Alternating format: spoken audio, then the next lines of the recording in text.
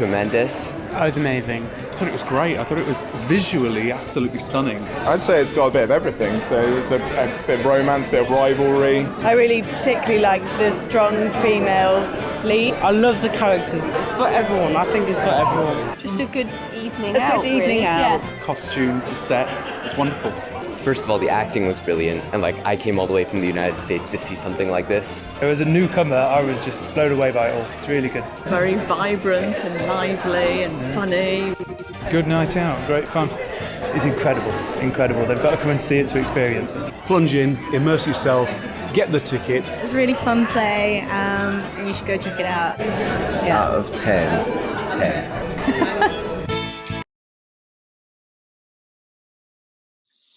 Hello, I'm Callum Finlay and welcome to episode 4 of Chatterbox. I'm an actor and writer as well as an associate artist and alumnus of Playbox Theatre, the company behind Chatterbox. Now, for those of you new to Chatterbox, this is an ongoing series of conversations with actors, directors and artists from across the industry. If you want to catch up on previous episodes, you can head over to youtube.com/Playbox Theatre, where you can watch our chats with BAFTA, Olivier and Emmy-nominated actor Juliet Stevenson, the Royal Shakespeare Company's multi-award-winning Hamlet, Papa Essiedu, or even the stars of the West End smash hit Harry Potter and the Cursed Child, Jamie Ballard and Jonathan Case. And today we've got another exciting actor to add to that list. But before we meet this week's guest, a quick reminder that, as always, we want you to get involved in these conversations too. So send in your questions. If you hover your mouse over the bottom of your screen on a laptop or the top of your screen on a mobile, then you'll find a button that you can click to send questions directly into my inbox.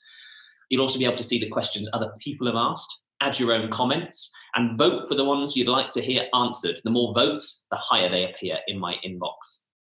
As always, we'll try and get through as many as we can at the end. Now, if you're watching live on YouTube, fear not. Though you can't message in questions, you can still get involved by helping to support Playbox Theatre, the company behind Chatterbox. Since 1986, before even I was born, Playbox has been creating work by and for young people, and right now they need your help to get through the next few months. So if you can, then please head over to playboxtheatre.com/donate and give whatever you can afford to. Now, I know the last few weeks have been really tough for everyone, so if you can't donate, then there's something else I'd like you to do. Tell the world about Chatterbox. Call your grandma, send a tweet, do a TikTok video. Let's tell the world what we're up to and spread some creative inspiration during these tricky times. So that's your task. Spread the word. Good luck. Now it's time to introduce my special guest. Lucy Phelps needs no introduction, but I'll do it anyway. A graduate of Exeter University, leaving with a first in French and Spanish, Lucy proceeded to train as an actor at LAMDA, graduating in 2011. She's worked with the Royal Shakespeare Company, the Almeida Theatre, the National Theatre, Hampstead Theatre in the West End, and even internationally at the Sydney Theatre Company. She was part of the girl band at the heart of Viva Forever, the Spice Girls musical, which opened in the West End in 2012. She was the lead in the smash hit West End show Witness for the Prosecution, and most recently she won huge acclaim for her portrayals of Rosalind and Isabella in As You Like It and Measure for Measure at the Royal Shakespeare Company. And her screen work has been just as extensive. I'm talking New Tricks, Skins, Silent Witness, Holby City, Midsummer Murders, Call the Midwife. She was Kate's best friend in the film Will and Kate, A Royal Romance for American television, and she's even appeared in a Bollywood movie. And as if that wasn't enough, she's worked extensively on radio, as well as translating and producing international theatre work. And I happen to know she's grade 6 on the recorder. Yeah. Hello, Lucy, thanks so much for joining us on Chatterbox. Thank you very much for having me. It sounds like you've been working pretty hard the last few years. Are you enjoying having a little break? You made it sound like I have. Thank you very much. I did appreciate that introduction. I am enjoying the break. It's a bit like an actor's retreat here, with a little bit of space after such a busy 15 months. But yeah, I'm missing it as well, as I'm sure lots of people are in the industry at the moment. But a busy 15 months with the Royal Shakespeare Company, no less. Our yes. first question comes from last week's guest, Niamh Walsh. It's quite a broad opener. She wants to know, she says she's never worked at the RSC and would be fascinated to know what it's like working with them. Have there been highlights? Well, yeah, where to begin? Well, it's actually the second time I worked with the RSC. I think for me, it's different for everybody, but personally, it was a bit of a dream come true since it was always my dream since I was younger to work with the Royal Shakespeare Company. I loved Shakespeare as a child, as lots of people do. Lots of people don't, but I did. And I grew up in Worcestershire, so that's obviously not far from Warwickshire. So my point of reference when I was younger for Shakespeare was the Royal Shakespeare Company. So were you visiting a lot as a kid? Were you going to see shows there? Yeah, absolutely. I remember going to see The Lion, the Witch and the Wardrobe when they did that years ago, which was absolutely stunning.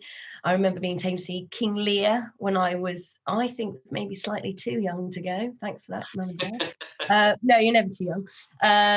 So we went quite a lot. And also with school, that was where we used to take our school trips. I remember going to see Twelfth Night, Midsummer Night's Dream. So just to finally get to work there, I think my first time I worked there was 2017, was for me a dream come true. And yeah, like any job, it has its ups and downs. It's crazy, but I think what makes it a very special place, it's a very special place to work, not least because you all leave your respective homes in London, in this season, Manchester, Northern Ireland, wherever all of the actors are from, and you all come together and live in beautiful Stratford-upon-Avon, as I'm sure many of your viewers know, being just up the road. And sort of, again, like there's like a little actors retreat, all living together, all living in the different houses and experiencing that sort of very intense work schedule, but incredibly enriching and fulfilling and very varied work schedule. You know, you're not just doing the shows, you're involved in education events, post-show talks, recording material for the DVD. You're involved in other talks that the RSC are curating. You get to see things at the other place. It's a really enriching experience, as I found it. I can well imagine. And you were on tour with them when they announced that they were closing their shows. Yeah. I'd just be interested, how did that happen? You know, were you sort of gathered at the half and told the evening show was going to be the last one? Well, actually, when we were on tour, there were no Monday shows, and Monday was the day that it was announced that the theatres would stop. I think that was nearer to 7 o'clock that evening.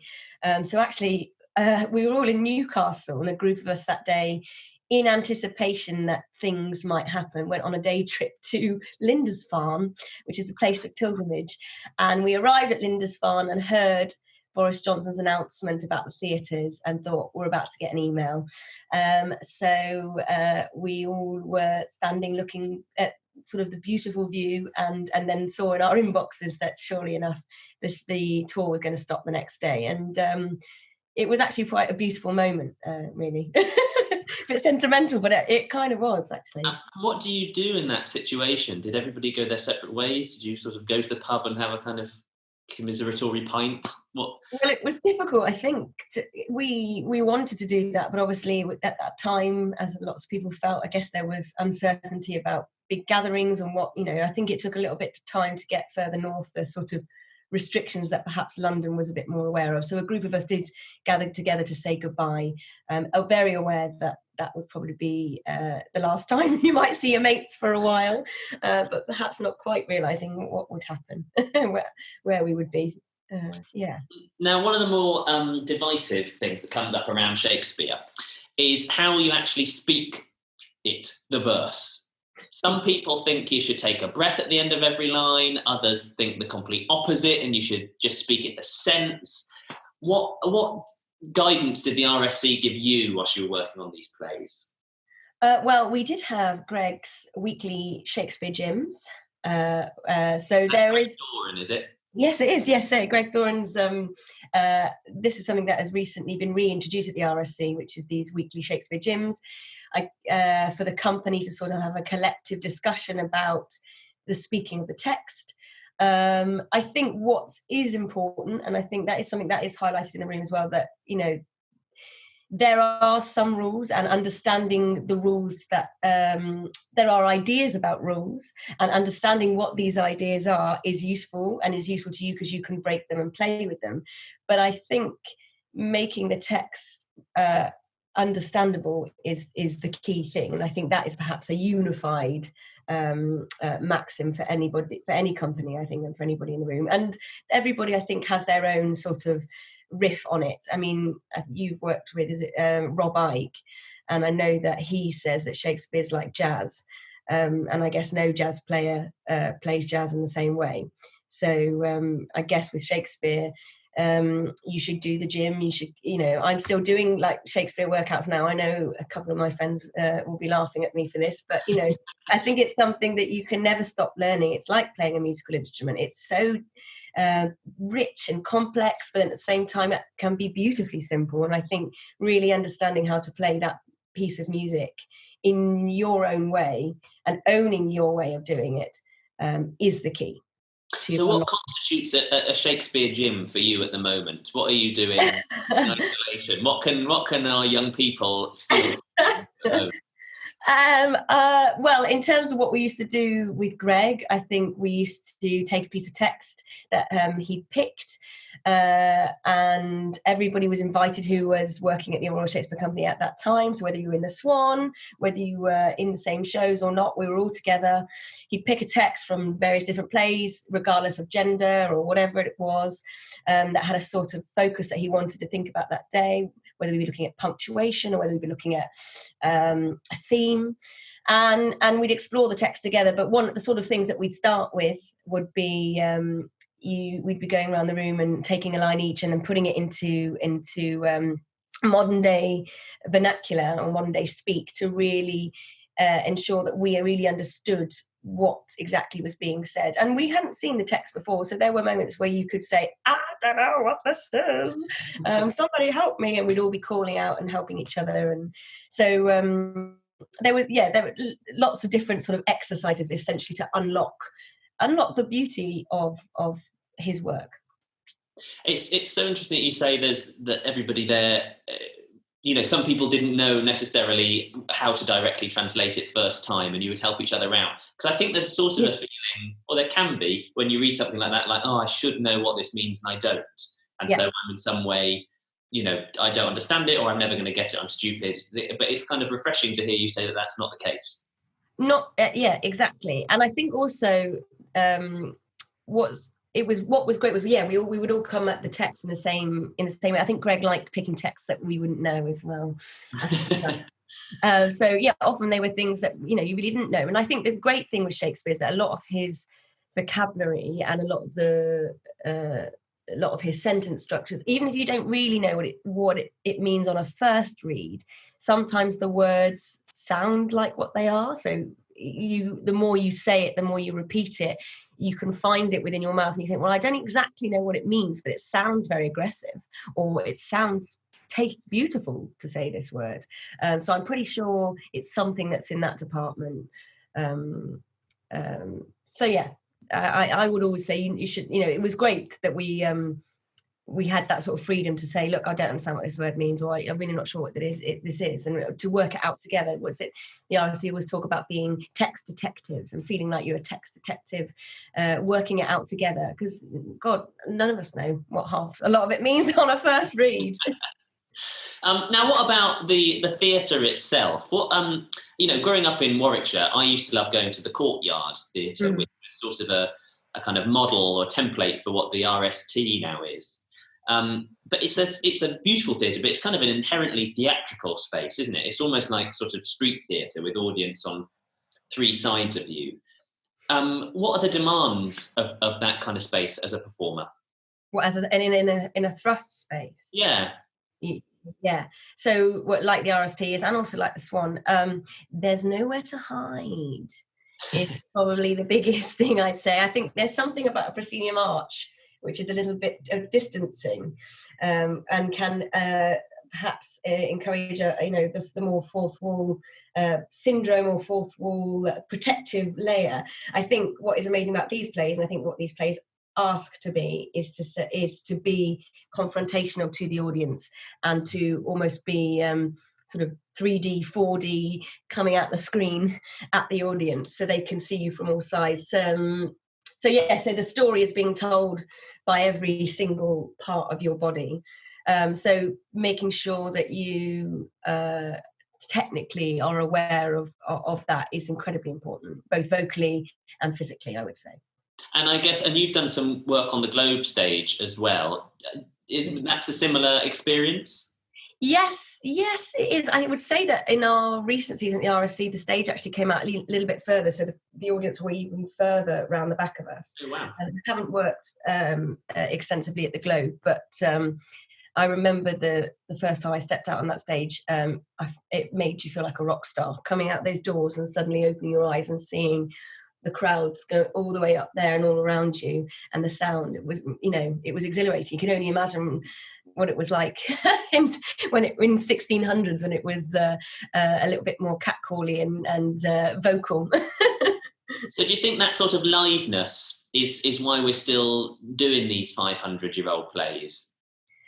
Yeah, I think it's one of the only ways that we can continue to do these plays. What was it? I think a few years ago, the Globe had a marketing a poster that said this, which was a picture of the Globe, and it said, "This is what a box set looked like in Shakespeare's day," or something like that. And I remember really being taken with that. What was the question again? Sorry. Remind me, what was I? I just wondered whether the liveness was part of why we're still doing them. The going and standing in the pit at the Globe, or sitting stage side at the RST. Maybe does you think that gives us something that we can't get by watching Netflix? Well, I think that is the case with any sort of live performance, in anywhere. And I think that was something that we strove very hard to achieve in this season, and particularly with our production of As You Like It. Kim really didn't want any sense of any sort of fourth wall, and very much so we were sort of almost trying to push out of that in the division between the forest, between the court and the forest, the court perhaps being a more held world, and the forest being a place of theatrical play, where we're saying to the audience, we know you're there and we're playing with you, and we want you to answer these questions and to think about these questions, and what do you think about that thing I just said? That's the way that the plays were designed, and so I think they are enriched by that sort of that sort of style of production, but it's not the only ways to do them, and that's why we are keep doing them, isn't it? Now, you said you loved Shakespeare at school. Yes. You also studied French and Spanish. Oui. What was it like taking Measure to Measure to Spain for 2 festivals last year? Was that just a kind of clash of 2 passions for you? It was everything I think I could ever have dreamed of. I'm very passionate about my languages, and yes, I have always been very passionate about Shakespeare. So when we found out that we were going to that festival, I think I nearly exploded with excitement. No, anybody could have said anything horrible to me that whole holiday, and I would have just still smiled back at them, because I was having such a fantastic time. Not that anybody in the RSC company would say anything horrible to me, but I was having such a great time. No one could taint it, is basically what I was saying. We got to perform with surtitles in both Catalan when we were in Girona, which is just outside of Barcelona, and then we moved to a place called Vitoria-Gasteiz, which is in the Basque country. So then they switched to Basque subtitles or surtitles. And for me, mixing my 2 passions of translation and theatre and languages, it really was just a melting pot of excitement for me. And am I right in thinking that you were interviewed on Spanish TV about Shakespeare? Yes, I was. And we also did a press conference in Spanish. So it was really good to challenge myself with that. And we got to do it in Barcelona, which is where I spent my year abroad. So it was just an all-round beautiful experience. And it was so interesting to see how Shakespeare is viewed in other countries, and how theatre is viewed, and how, the social importance of theatre in different countries. Now, you've not just been to Spain with work, have you? You were in Australia with the tour of King Charles III. Yeah. You were all over the UK with earthquakes in London. Yes. What's it like packing your life into a suitcase and hitting the road? I've loved it. I've been to places in the UK that I don't know I would have maybe taken the initiative to go and see. I love bringing shows to different theatres, meeting the people in those theatres and meeting the audiences, hearing their different reactions. I think it's really exciting to go and stay in digs and meet the people who have those digs and yeah, just experience. It's a great life experience, I think, going on tour. I think you can get locked in the bubble of thinking that London is the only place where theatre happens, and there's such great theatre happening all over the country, in Manchester, in Liverpool, in York, and there's a hunger for those for theatre all across the country. And I think it's important that you go and experience that as an actor, and experience different spaces and different stages, and see some beautiful old theatres across the country. We're so lucky in England that we've got this heritage and this big, rich history of theatre, and both, the RSC inclusive of that, but Liverpool, the West Yorkshire Playhouse, Edinburgh, Newcastle Theatre, where we were at the end, is absolutely stunning. There's when the sort of what's it called, the sort of security curtain that comes down, the safety curtain that comes in front, is this beautifully painted mural of a jester bowing at the audience, with a massive, and there's a massive chandelier, Phantom of the Opera-esque, hanging in the centre of the auditorium. I mean, they're just incredible, and it's something I would always, recommend to any actor to get, to cut the stripes, and to learn more about your, different audiences. The audiences are not just the people in London who can come and see the shows. They're people in, Manchester and all across the country. But both of those plays, I just mentioned, King Charles and Earthquakes, mm-hmm. You joined those companies after the original production. Yes, yeah. Stepping into a production that already exists. Yes. Well, what's that like? I think I've been lucky in that the 2 times I have done it, although there is clearly a framework that has been worked out by the original team, and they sort of want you to fulfill that framework. The 2 directors that I worked with on those, both of them sort of headed by Rupert Gould, but his associate directors sort of leading the tour section, were very clever in that they sort of helped us find our own roles within that without making us feel like we had to sort of paint by numbers. Obviously, they got us to exactly the same point. They brainwashed us and we didn't realise. No.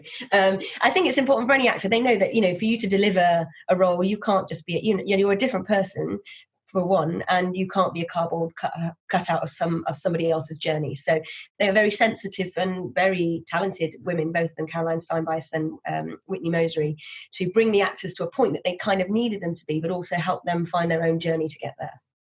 So still a very creative process. Yes, very much so.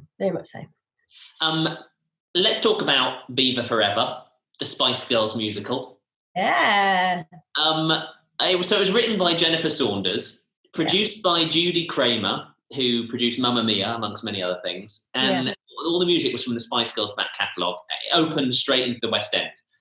It was an incredibly high-profile show. Was it difficult not to get swept away in the hype? I was very excited for about a year, I think. I see what you're saying. I don't know. I don't really. It was such a shock to have that opportunity to be involved in it. I mean, that's one of my potential stories. So I won't reveal too much now. But I initially didn't know if I was going to be part of the project, and then I suddenly was. And within 24 hours, a lot of publicity had been done, and I suddenly was involved in this world. I think at the time I was just sort of trying to lap it all up and absorb it all and live, the dreams of a 7-year-old, which was to be part of the Spice Girls. And just to try and enjoy, and I think it was a side of theatre that I hadn't been certain that I could have access to. And also I think that sort of pop culture is quite unique as well. It's suddenly brought into theatre, not just, musical theatre is so wide. You've got your Les Mis, you've got your Dear Evan Hansen, and this is very much like pop and 90s references and sort of smash hit magazines coming into the theatre, and that was what I grew up on. So I think having access to, you know, the people who would be interested to come in and see this were perhaps some of the more you know, a lot of television personalities and things like that. So I think suddenly having an access to that sort of world was fascinating, and I think I just tried to lap it all up and enjoy it as it came, because as you know these things have ups and downs, and you know, so I just trying to enjoy it while it was there. Well, I saw it and I really enjoyed it. It was joyful and energetic, and there's a really lovely relationship at the heart of it between a young woman and her mother, and so much girl power, which is exactly what you expect from a Spice Girls musical. And though fans went wild for it, it's maybe fair to say that some of the critics weren't so positive. Yeah. Now, as an actor, you're on the front line of a production, aren't you? Is it difficult going out on stage in those circumstances? I think, I mean, the base answer would be yes. It is, but only I think probably if you let it be there. I think I've now made a policy that I just don't ever read critics' reviews, and that's not to do them a disservice. I think the job that they do is fantastic. But I think as an actor that can be unhelpful if you read something positive, particularly if it's specific about a moment. You'll find it difficult to replicate that moment again, because you'll maybe be thinking, oh, this is the good bit. Is it? And then if you read something negative, I think even the strongest person can sometimes let that get inside your head. I think the most important thing is that you believe in what you're doing, and you believe in the project that you're doing, and you collectively stay as a company and stay tight together and support each other. I mean, let's look at, We Will Rock You, I think, had terrible reviews and went on to be on for, what was it, 20 years, constantly sold out. I had the time of my life when I went to see We Will Rock You, and the vocal dexterity of the performers on that is like unparalleled. Though next week's guest might disagree with me on that. We might have to have a debate about that. But no, it was incredible. So I think, critics, it's just the point of view. We're all critics now. Everybody's critics on Twitter. One person will come and see As You Like It and say, that was the best As You Like I've ever seen. The next person will go, that's terrible, that Rosalind, oh my goodness. And you've just got to go, do you know what? Everyone's got an opinion. Everyone's entitled to an opinion. But I think I need to protect myself and my work, because art is a vulnerable making process. And so you need to just do whatever protects you. I think that's really, really wonderful advice. And I have to ask the big question: did you get to meet the Spice Girls? Yes, we did on a few occasions. Which actually, I was looking at those photos the other day, actually, just having a little reminisce. Yes, we got to do a couple of sort of publicity events with them, and then on press night, they came up on the stage at the finale, and then there were 5 of us left on stage at the end, so we were each partnered up with a different Spice Girl and got to have a little dance with them, and then we all posed together at the end. And I was with Victoria, so I was very excited that I was with Victoria. What an amazing experience. Now, look, something we haven't actually spoken about on Chatterbox before is radio work. Yeah. And you've done loads of that in the last few years. I guess my first question would be, unlike on stage where you've got your whole body to help you translate what the character is thinking and feeling in a moment, on radio, obviously, you've only got your voice. Mm-hmm. You have to prepare for it any differently? Yes, I would say you have.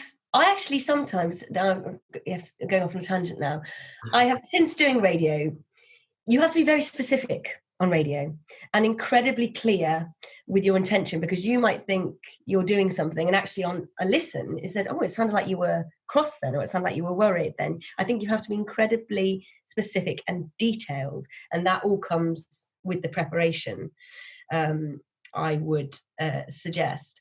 But what I was going to say was, in doing that preparation, I actually sometimes do that sort of preparation for an audition or a play audition, because I think it forces you to be very specific. If the auditioner close their eyes, could they still hear my intention? Could they still work out what I was doing? I know that there are a couple of directors who actually do close their eyes in auditions, which is a bit disconcerting. But I think they're hearing the music. And I think with radio, that's the same thing. It's music, isn't it?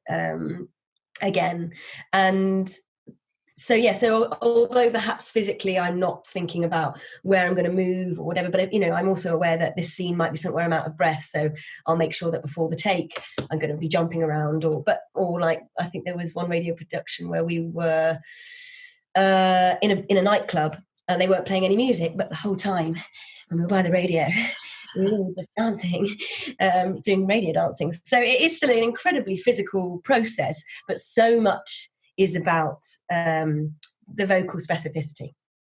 Wow, I had no idea that there was still a kind of physical preparation involved in it. I think that's absolutely fascinating. Now look, it's probably time that we hear some of these many questions that have been pinging away in my inbox. But before we do, because we're here in support of Playbox Theatre, we thought it'd be nice for you to meet a member of Playbox.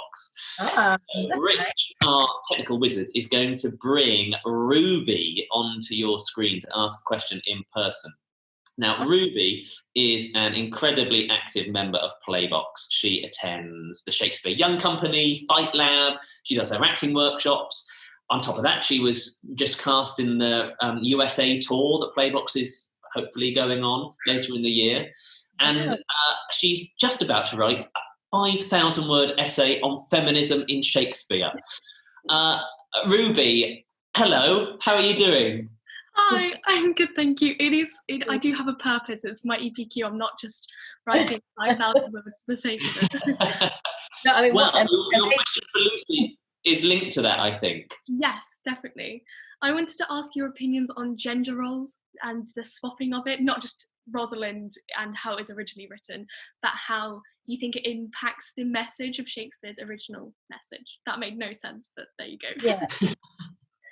I think you have to keep coaxing me if I go off on a tangent, so I'm sorry. I think, in response to your question, that if we're going to keep doing these plays, we're going to have to keep shaking them up. And I think these plays were written, they were modern plays at the time, reflecting modern concerns and modern sociopolitics. And Shakespeare's themes and debates are timeless. So I guess that's why we do still keep doing his shows. But for them to keep feeling pertinent and relevant to us, I think they need to reflect the society that we currently live in, which is a society that is striving for gender equality. Still things to do, but a society that's striving for better gender equality, gender fluid, where there's gender fluidity, and we're actually looking at things through the prism of different people, can maybe enlighten a part, a theme, or a role. So, for example, in our production of As You Like It, we had a female Jaques, and I know that Sophie Stanton, if I'm not speaking too much on her behalf, she'd probably give me a bit of a right now. No, she's lovely. Would say that she had a lot of women who were in sort of the maybe in their sort of 40s and 50s who were single, who perhaps had sort of issues with melancholy or had these big questions about being single at this point in their life and how they felt about that, were particularly moved by viewing a woman like her, as brilliant as Jaques is and as brilliant as Sophie is, standing on stage and holding these philosophical debates and holding these intellectual ideas as a single woman. So I think it can open the text up in different ways to people, and particularly make people feel like they're seeing themselves being represented on stage. I think that's what we want, both in Shakespeare. I think for Shakespeare to survive, that's what we're going to have. That's what we should do, in my opinion. And I think that's what we're asking for in the industry, isn't it? Across the country, people want to see themselves reflected on stage, and I think that's what we have to keep striving for. And I guess that's what Shakespeare was doing, and I hope we have to continue to hold true to that, rather than any sort of historical tribute act to him. Oh, that's a bit brutal. Well, does that answer your question, Ruby? Is that going to help you with your essay? Yes, definitely. I've got a few scribbles. Oh, I hope that's helpful, but I'm happy to talk further with you about it if you'd like. Thank you so Have much. an old chat. Well, thank you for that brilliant question, Ruby. That was excellent. Now, Lucy, before we take some more questions, we're going to launch a little poll. Those of you participating in the webinar can vote for which story you'd like to hear Lucy recount at the end. Your options are My First Audition, Not Getting, Then Getting the Role on Viva Forever, and thirdly, My Favourite Show, brackets, one of. So have a vote on that now, and we will give you the answers at the end. Just a quick reminder for anyone watching at home that you can still head over to playboxtheatre.com/donate if you want to help support the future of this remarkable company. No donation amount is too small, or indeed too large. Super. Let's take it across and see what the participants have got for you. Now, I'm gonna kick off with a personal one. This looks a bit devilish. Your face looks very devilish. See if you can guess who this is from. Oh no! Auntie Nunu, do you like being an actor? That's my nephew. That is Harry has messaged in a question. Harry Mo. Sorry. Yeah, so as you said, tell everybody about Playbox. I did tell my grandma, and I also told my 5-year-old nephew. Auntie Lucy, I love being an actor. What I love is I love telling stories. I love learning about different parts of history. I love the collaborative nature, particularly of theatre. I mean, that's what largely my experience has been to date. And but I also love being silly. And when Harry was a little bit younger, he used to point at me on stage and say, Auntie Nunu is being silly, mummy. So I like to say I'm a professional silly person. That's wonderful. Now I'm going to jump over to a question from Eliza now. Eliza asks, did you find that doing a degree unrelated to the industry was helpful or not in your career? She says, brackets, I'm thinking of going down this route too. Close brackets. Close brackets. Sorry, what was the name of the person? Eliza. Eliza. Hi, Eliza. I think whatever way you come into the industry is totally valid, and everybody's experience is unique. I think the most important thing to say is to never compare yourself in this industry. Your journey is your own journey, and your journey is your own patchwork quilt. I loved having a bit of time before because I went and lived in Spain with my degree. I also loved my languages, so I wasn't quite ready to set them aside yet. But I also still knew I loved theatre. So when I was at university, I got involved in the theatre scene. I ended up choosing quite a lot of modules in French and Spanish that were about French and Spanish theatre. And I was felt like I wasn't quite ready to go to drama school at that point. I wanted a bit of a sort of different experience first, and sort of deepen my language learning. But that was just my personal experience, and I've been able to sort of use that experience in my subsequent professional life. But it's totally also valid to sort of, if you're totally ready for drama school, to head straight there. But personally, I've enjoyed having this sort of experience of university to then draw upon some of those experiences within my work. So did you know before you went to university that you were going to be an actor? I always wanted to be an actor. I think I wasn't quite confident enough at that stage to sort of go, I'm going to go to drama school. I think I had needed a bit of time to work it all out in my head. And as I mentioned, I knew how much I loved languages, and I think I wasn't quite ready to say goodbye to them. So I thought, well, I'll see how I get on at university. And I kept coming back. I mean, when I say, I'm going to choose these modules, I just kept doing that. I didn't go actually with the intention of doing that. I just found myself always picking the theatre modules. And then I found myself auditioning for a play. And then I found myself on my year abroad working at the Avignon Theatre Festival. And I thought, there's something going on here. I think you can't put something to bed. I joined an English-speaking theatre group on my year abroad on my spare time, even though I was in a full-time job. I mean, I think there was something that was going on that was saying you can't quite put this thing to bed. And unless you sort of try and fulfill this or give this a go, I think you'll always be wandering. So I think I just needed a bit of time to gain a bit of confidence and growth. And that's what university gave me, I think. Fantastic. Elliot would like to know, And this, I think, will be a tricky question to answer. What's the hardest thing when performing Shakespeare, and how do you overcome it? Ooh, what is the hardest thing?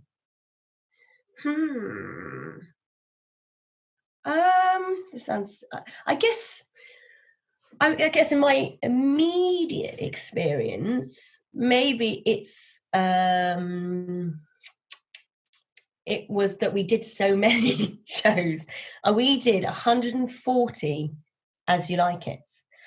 And going on that journey every night, I did 99 or 98 Isabellas, and they were happening at the same time. So they were both characters with huge emotional arcs and required you to be on it at all times. So I think it's the endurance. It's like a marathon. Doing a Shakespeare show, and I mean it is whatever the length of your run, but I think the trickiest thing in this immediate production was how do I keep my stamina up, and the joy of that is also that the text is so incredible and so beautiful. There's always stuff to mine and there's always stuff to discover, and you still come off and go, I didn't do that bit right, or I didn't quite reach that, or there's that to explore, and that's what I love. But putting that sort of, I think I put a lot of pressure on my shoulders to make sure you really honour those arcs for the sort of everybody that's coming that night. So I think when you've got some of the big roles and you're going on those big journeys, it can be quite exhausting. That's a wonderful answer. Anna would like to know, for my LAMDA exam, I'm doing Rosalind's and Why Pray You, Who Might Be Your Mother? How do you portray Rosalind's character in just one extract? Oh, that is difficult. That's kind of what we had to do in the audition. I know in the audition, which is you sort of just have to deliver. I think, don't think about portraying Rosalind. Think about bringing yourself to Rosalind. You already are Rosalind. Rosalind isn't somebody who you read about. Juliet Stevenson, who I think a lot of you have listened to before, always had her own Rosalind. I had my Rosalind. So I would say, don't worry about delivering a Rosalind. The text does that work for you already. Rosalind is in the text. That's where the character lies. So I would say just know those words inside out, know exactly what you're saying, and make them mean something to you. And there's Rosalind. Excellent. Great acting advice. This sort of links actually back to something we've spoken about. Bhavan would like to know, did you apply to other drama schools other than LAMDA, and what would you have done if you hadn't been accepted? I think asking me that question now, I have different advice to how I felt at the time. So I actually only auditioned for 2 drama schools, and I think, as I said, that was probably a product of my own bit of lack of confidence at the time.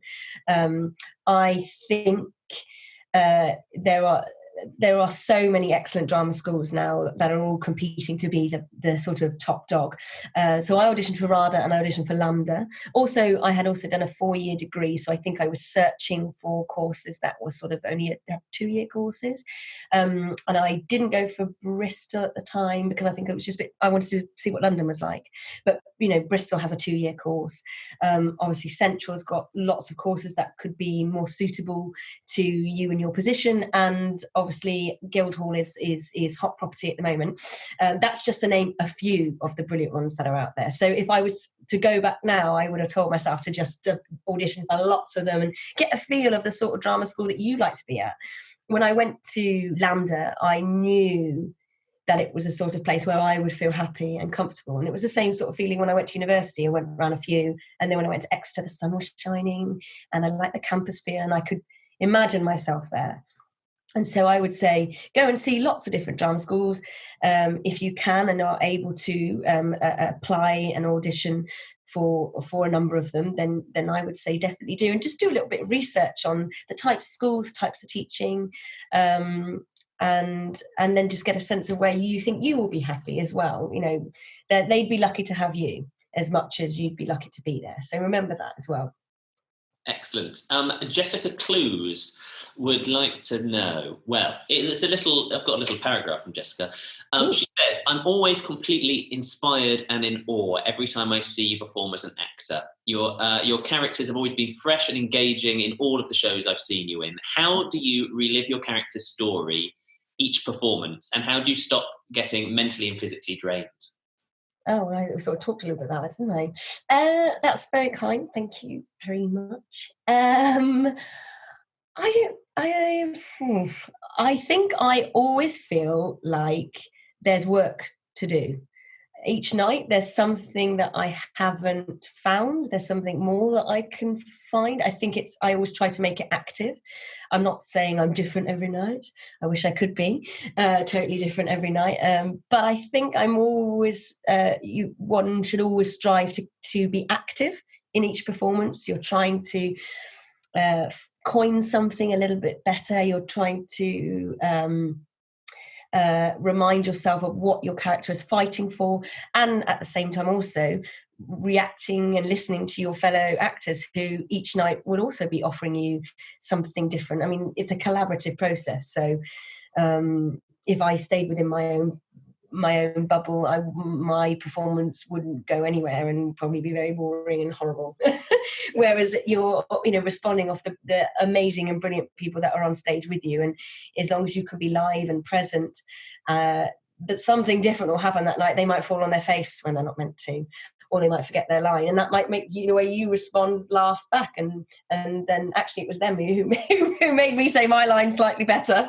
So it's about the collaborative nature, I think, of the process, and I think if you stay focused on that, I mean, Sophie Conlevy, who played Celia in As You Like It with Me, we had a very rich relationship on stage, and we were very good friends off stage as well.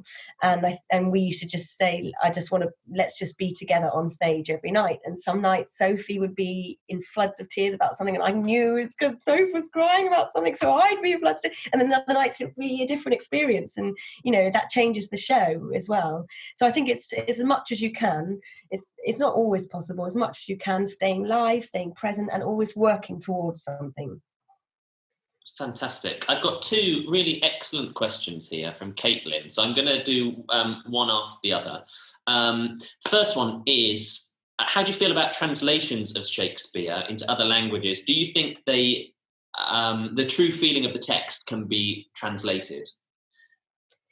It's a really difficult question, actually. It's a great question. It's a really difficult thing to answer. I think translation is such a minefield, and I think sometimes it has been historically a bit underappreciated.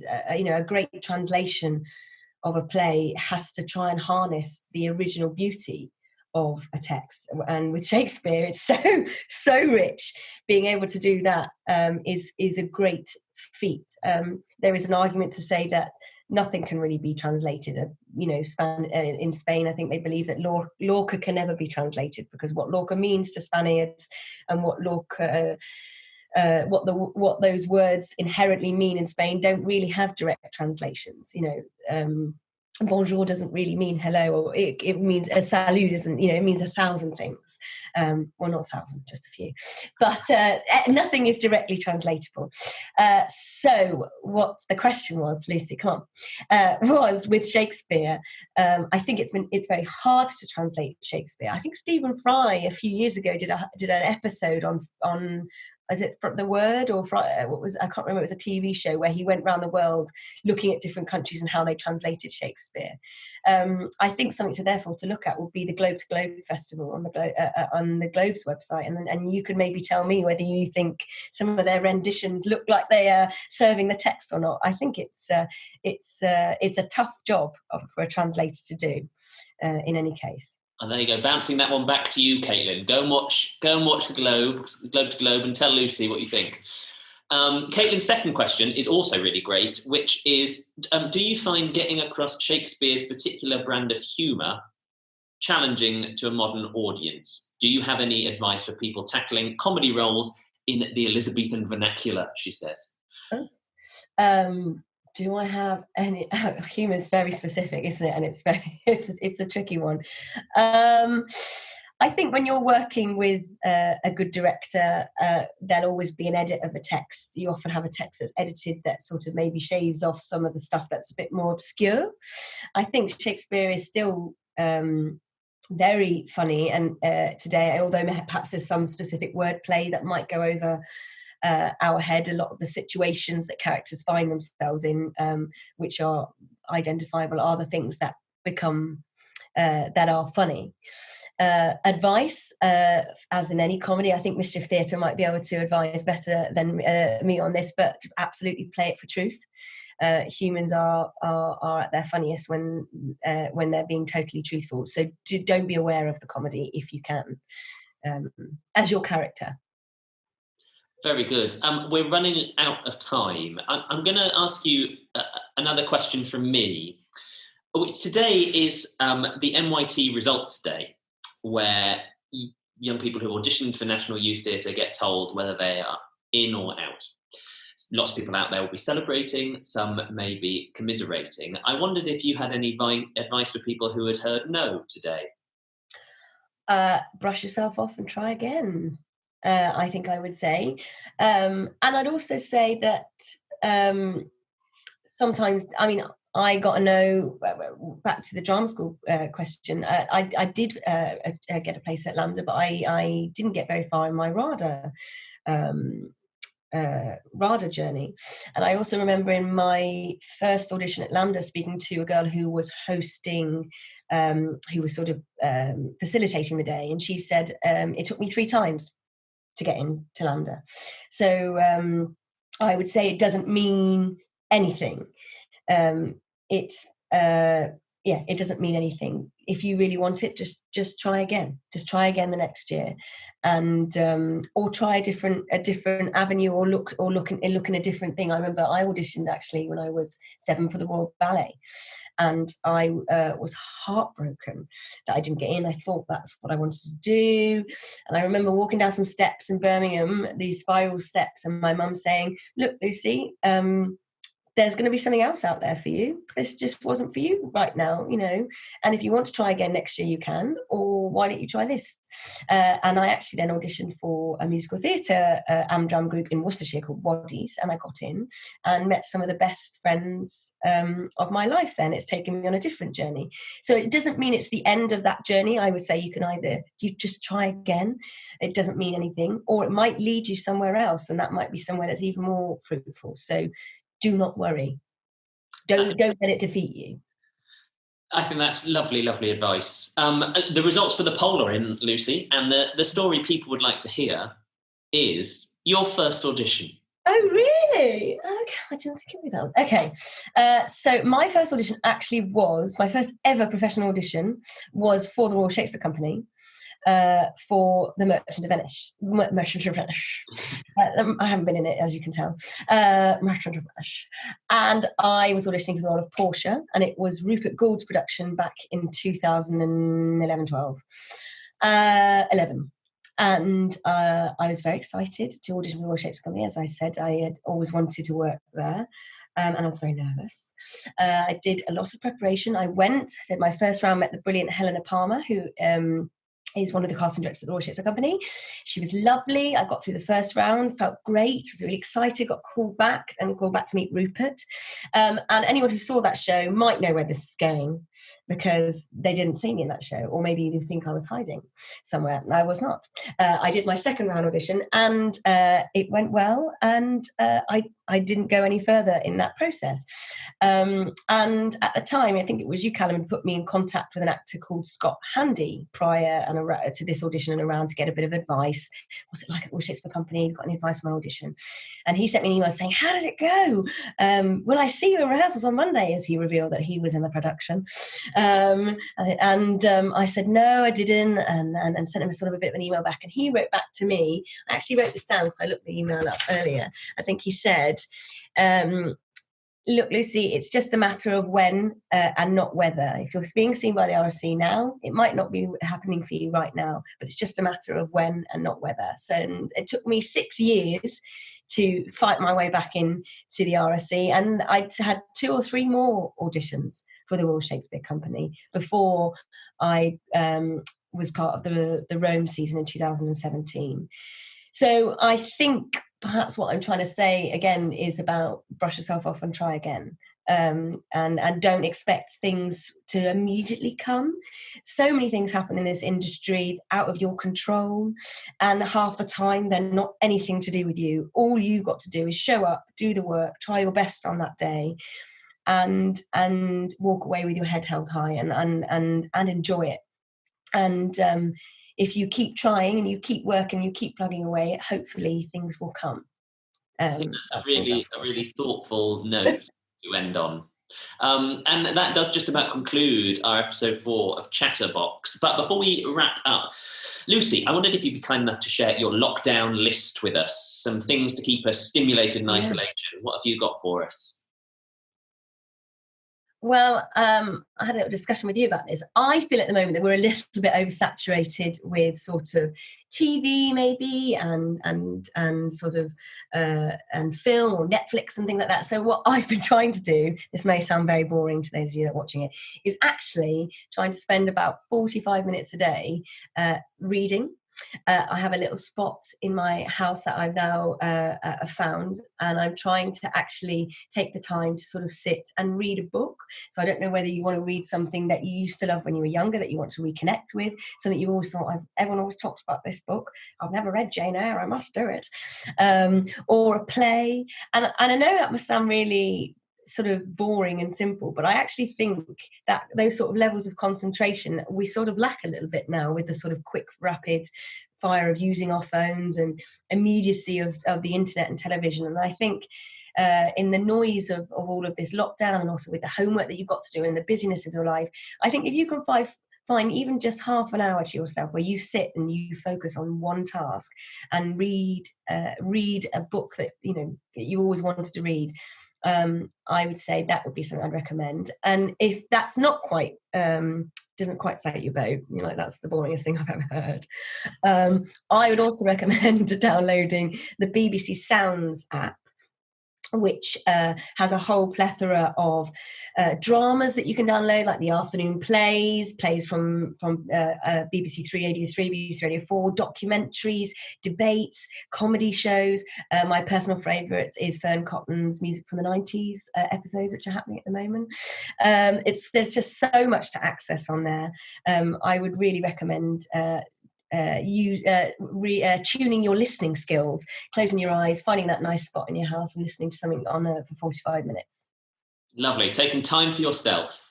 Now, that's all we've got time for today. Remember that tomorrow at 4 p.m. we'll be joined live from New York by Grammy nominee, star of Ain't Too Proud, Beautiful, Caroline or Change, all on Broadway, the incredible musical theatre performer Nasia Thomas. We've got a handful of places left for that to put your questions to Nasia. So tell your friends, text your aunt, leave a note for the postman, and get them to head over to playboxtheatre.com/chatterbox to book their place. Now, Lucy, in the spirit of keeping the creative conversation going, I believe you have a question for Nasia. Is that right? Yes, I do. It is. If you could pick any musical theatre character in any musical, regardless of gender, size, whether it's human, non-human, if anything was available to you, and it's something you wouldn't normally be cast as, what would that be and why? An excellent opening question. Tune in tomorrow to see how Nasia answers that. Lucy, thank you so much for joining us today. You've had such an incredible career, and I've really enjoyed hearing about it.